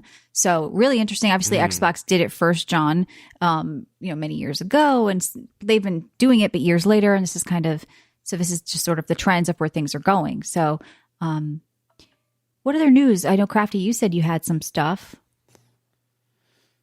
So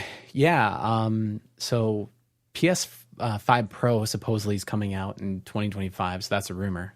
What do you think about that, John? Would you pick one up? Well, we kind of talked about this with GTA 6 before. Oh, yeah. And I do think that it's tied to that somehow. Would you buy one? Well, GTA 6 isn't until... Well, what I heard today... Oh, yeah. 20, yeah. That it's basically it needs to come out about 6 months or so before GTA 6 or something. Like, that's what's going to happen, maybe. And there is, like, urgency to get it out on the market. So it's ready for GTA 6, basically. Okay. Yeah, you're right, and I misspoke. It's actually second half of 2024, so it's ready in 2025 for GTA. So exactly what you're talking about. Yeah. And when we saw the trailer for GTA 6, that was the first thing I said. I'm like, this is PS5 Pro without a fucking doubt, right? A lot of people are probably still with that PS4 or PS4 Pro and might be waiting for Grand Theft Auto to get that PS5 Pro. Some people do the pros. I know some people personally where they just always do the pros each time. Right. Because what games are really only PS5 and not PS4? Maybe you also have a PC or something else. But Grand Theft Auto might be that first game that comes along that gets people to do it. So, John, would you buy the PS5? I don't know if you answered the Pro. Well, because of this podcast, I probably will. Okay. But otherwise, maybe not. Probably not. I mean, truthfully, it's the system I use the least of What's the everything Pro I gonna have. Get you if they're still giving you 30 FPS performance, or that's to be pretty seen, mode right? and 60 FPS pretty mode performance. I mean, I bought the what are they gonna PS4 give Pro you? basically for God of War, right? Like that Right. was the appeal, Right. and that was we both just bought be the a God of War higher- edition. So It's not 400p native. It's now 900p native. Like, what do you gain? We're in a weird spot now with these pros. Crafty, what do you think? Like tech wise, what kind I of don't like boost? it, to be honest. The whole double dipping thing is kind of stupid. Yeah, I'm definitely going to get one just because I like the tech and I'm interested to get my hands on it and play it. But I don't know. It's going to be interesting what they do for price because in the past, things kind of went down in price, but with inflation and et cetera, they can't even drop the price on the PS5 regular. So they're at $500. So they're going to have to charge, $600, $700. And for me, I don't know, like maybe I'm an asshole for saying this, but I think a $500 for a console is just too cheap these days. I think it needs to be more. I understand it's like, I think we need to be paying more for these machines to get a little bit better performance, etc. I mean, everything is just about increased in price, and yet the console prices seem to be remaining the same, etc. So, Or you at least like an option, maybe, right? A more expensive one to give you the performance you want. You want to pay more if you could get better out of it. You're willing to. Yeah, I mean, I definitely will be. I'd pay up to $1,000 for sure for a console, personally. Okay. Ginger says, spoken like not the target audience for a console, but Opti Pace in the chat, who's a huge PS guy, says 700. Yeah, but the problem though, do it. Crafty, is it's always the lowest common denominator, right? Like the Xbox But One that's and what- PS4 is still fucking everything up, right? As far as console games go. Right, so the PS5 And the Switch becomes, is really fucking PS5 things becomes up. the S. So the Pro is like the X, and then the PS5 regular becomes like the S for Sony. I don't know. I think they can do it, but I'm wrong. I'm not in the right demographic. I agree. Like most likely from a business standpoint, it's going to be $600, $700. It's going to be marginally. But what improved. games are they pushing? Because they're already going, 4K. They're already saying you get 3060 pending which mode. I'm wondering what the gain is. Like, I feel like we're in a But we weird already spot have for that. some- Like, I know. So what does the Pro gain you this time? How are they going to market this? You But know, the thing is, that's what I'm whenever we wondering. select performance, we're getting 60 frames, but the game's running at 1080p. That's what I'm Right. saying. Is it now going to not run it? Will they say 4K native? How powerful is it going to be? Is it actually going to be 4K native? No, because you know what your 4090 can do 4K native, right? And how much is that going to cost? So I don't know. Right. I don't think I'd pick it up. I know, John, you probably would. Matt probably would. But yeah. Yeah, I mean, if there was like a launch GTA bundle, that would be a no-brainer. I would do it. Well, yeah, Pace, you bring up a good point. He's saying it's back to what you said, John, Grand Theft Auto. That's how they're going to market it. Runs best on PS5 Pro. That's the But thing. what if You want Phil it to look has the best? Series X.5? Well, Sarah did say, right? New console and the most powerful and all that in the future. So, Right. yeah, who knows? It's going to be interesting. What else, Crafty? I know you kind of pick up news that I missed probably.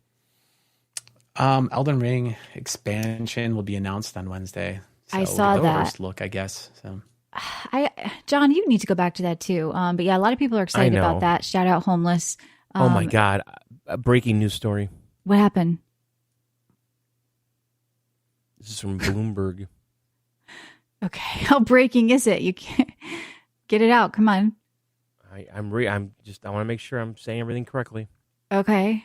Nintendo shared. And actually, this story is from yesterday. How did we not know this? I don't know. What is it? the Nintendo. Nintendo shares tumbled by as much as 8.8% as after game makers were told the company was pushing back the launch of its Switch to the beginning of 2025. Yeah. I'm disappointed to hear that. I really want a new Switch. Me too. So I can play Zelda Tears of the Kingdom at Nintendo 60 is FPS. telling game publishers the Switch will be delayed. Is that wise though? Because we already heard it's not going to have an OLED screen. Well, It's gonna that's be- speculation, though. We don't know anything, right? We're going so, like, the rumor backwards is with it. the rumor is bigger screen, like an 8-inch screen, but LCD, right? Right. The rumor is backwards compatibility, digitally and physically, which I'm expecting them to do because that's what they've done historically And with will like they the announce DS. Sea of Thieves during the event this week with the little Nintendo Well, Direct thing. that was also a rumor, was that Game Pass or Yeah. Phil or some tie-in was going to be in this Direct. Yes, I feel like that's why Phil couldn't tell us what games, even though he said it's not Indiana Jones, not Starfield. He couldn't say Sea of Thieves because Nintendo wants to do it with their promotion to promote Right, something. and they want to say So- Hi-Fi Rush or whatever the fuck it is, right? Like, Right. and that stupid like Da Vinci looking game. Yeah. I forget What the was name. that Pentiment? Yeah. Yeah. But, you know, if this is really true and it's being pushed back to 2025, that is a bummer. Like, Does I the was average looking Switch for. person care? I don't know. Like, here's the thing. Like, that stupid Mario versus Donkey Kong game that I just played. Like, it really looks great on my TV. It's vibrant. It's colorful. It's like a living cartoon. There's nothing about it that looks shitty, you know? Like I said, with the Switch, the But most they do frustrating that thing really was the well. eShop. It's not even their games itself sometimes. Well, that's it's the eShop. You Michelle, can't I even- agree with you. That's what it was. So it's like, it just needs a boost. Every time I go in the Yeah. in the interface, the menu, the store, Right. I don't understand why the fuck it lags so hard. Like, it Yeah. really and you get into a game, it doesn't lag like that. Right. Something's How going is it on that- over there. How is the interface slower than the fucking games? Like, I don't get it. Like, Do you think, because I want to bring this up, I want to ask you, Yeah. because if I talk about it, I'll get yelled at. But for some reason, you're allowed to talk about it. You had said during our event that we covered, John, that you felt Yeah. that Valve was a threat to Nintendo because of the Steam Deck yeah, I or when do. and the handheld gaming PCs. This could Do be you why. really think they're a threat and Switch is so they're pulling back, they're holding back, they're looking at what they're doing? I think talking to that chip makers. yeah, I think they're meeting with Jensen or whatever. They're saying, listen, we need the NVIDIA juice. I know Right. you're going to give us the juice. We actually need more juice than we thought Right. because we got Asus breathing down our backs. We got MSI. We got Valve. Now, none They're of the other coming after handhelds us. have NVIDIA chips in them, do they? No, I think they're all AMD. They're all right? AMD. and Intel. Right. So The MS here we have the the Switch MS coming along with DLSS. Right. So they're holding back. That's what you think. Like, my dream is, like Crafty said, give me the $1,000 Switch. I would buy it. Make that thing like a motherfucking iPhone. I want like Well, why would you want the $1,000 Switch and not a $1,000 handheld PC, which you could emulate Switch games on better? Why do you want the $1,000 Switch where you can't play any other game other than Switch games? Who wants that? Give me a $1,000 device to just play Mario on, John. You really would do that? It's a valid point. Okay. I get. Well, the thing is, though, the majority of the games that are in the Nintendo store are all PC ports, pretty much, Yep. right? It's all Steam shit. Yep. So the thing, I love the Switch OLED so much, how thin it is and light it is. The screen is so vibrant. And when you go from that thing to the Steam Deck is a fucking boat anchor. Like I want them to do like a premium iPhone quality, Gorilla Glass, metals. Like I just want all that. Yeah, you want the best of both worlds. But if you want the power, you need the cooling, and you need the heat, you need the battery, and it needs to be heavier. I mean, it can't be, so. Like Crafty, do you have a Steam Deck, Crafty? I do not. I'm not really a handheld guy, so even like the Switch just permanently stays hooked up to my TV, so it doesn't really leave its dock. Personally, I mean that's how I am, tempted. Except for this summer. I've been tempted to pick one up just to fuck around with it. And, on the, vacation or whatever, but that's one of the few pieces of gear I don't have. Yep. Same here. I feel like the OLED one was very tempting, but I would love a more powerful dock. That's the thing that I want for the Switch 2 as well. And for a handheld PC, I would love that more powerful dock, and then I could throw it in the bedroom or something like that. You have a PC in another room. So you don't have to play it handheld, but it's just a nice feature. Right. I mean, some games do run better docked because they push the processor harder and they're not concerned about battery life. Yeah. But that's the only reason why. They're not getting more horsepower. They just can get away with more because they're not worrying about the battery, Yeah. Yeah. So we'll see. I'm very curious about Switch 2. It's unfortunate if it is delayed, but maybe we'll find out something this week with Nintendo. Do you think there ever be like a high-end PC handheld that is the device I'm talking about? The ultra-thin, ultra-light, premium. To be. Yeah. It's called a laptop, John. That's dumb. It's called a laptop, especially how he plays. I don't want a laptop. Propped up. You don't hold it in your hands. I think the biggest challenge is the battery life if it's handheld and it needs to operate. And so like a laptop, you have a bigger footprint. Right. So, I mean, that's the challenge. And you can plug it in too. You must have an outdoor plug, John, or get one installed. Yeah, you should have one installed. No, I have to run an extension cord when I do my pellet grill. Yeah, that's ghetto. Just call somebody. Call an electrician. Incredible. The third guy is Crafty. He's the host of Happy Hour on the app. And so if you want to hear more from Crafty, go get our app. It's on iOS and Android. Crafty does a show free most weeks. You can hang out in the Discord and meet him as well. He said he's welcome to have any of you guys on to join him one night. So just ping him there as well. So anything else before we get out of here? No. Okay. So the Nintendo's Direct tomorrow. Yeah, we'll have to cover that maybe this week on the app, John. We'll do like a bonus or something at some point. So if you want the bonus shows we do during the week, as well as the whole back catalog, make sure you head to videogameoutsiders.com. You can get show notes, the Discord links, all the ways to support us, and we do appreciate that. And check out Crafty. Is there anything else you want to share or promote or pimp before we get out of here, Crafty? Oh my God. No, thanks for having me on, and hopefully, give if anyone that's listening to the Happy Hour, stop down at the Discord, give some feedback, join us in the show, etc. Cool. Sorry. Go ahead, John. I'm on Kotaku.com. Sorry. I'm sorry. But they're talking about the Nintendo Direct and what to expect, and it is exactly what we just said. Sea of Thieves. Hi-Fi Rush and the Da Vinci game. Like literally, those are two screenshots on here. Yeah, that's what everyone's thinking, along with Sea of Thieves. So, all right. Well, maybe we'll cover that and talk about it. And here's your song, John, that you made. Every screen is an Xbox. That's right. All right, guys. Thanks for subbing, listening on our show. See you very soon. Video Game Outsiders. Oh, the other day I looked at my phone and I realized it was an Xbox. Everywhere there's a screen. It's an Xbox. Any screen. Everywhere there's a screen. Any screen. It's an Xbox. I went into my kitchen. It's an Xbox. Any screen.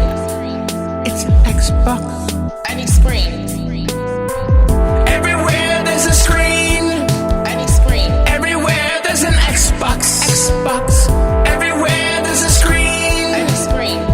Everywhere there's an Xbox. Xbox. Everywhere there's a screen. Any screen. Everywhere there's an Xbox. Xbox. Everywhere there's a screen. Any screen. Everywhere there's an Xbox. Xbox. You know, I went over to my Whirlpool dishwasher. It had a little screen. It's an Xbox. I played Sea of Thieves on my dishwasher. It's an Xbox. Every screen is an Xbox. Every screen is an Xbox. Everywhere there's a screen. Any screen. Everywhere there's an Xbox. Xbox. Everywhere there's a screen. Any screen. Everywhere there's an Xbox. Xbox. Everywhere there's a screen. Any screen. Everywhere there's an Xbox. Xbox. Everywhere there's a screen. Any screen. Everywhere there's an Xbox. Xbox. You know, Phil, he told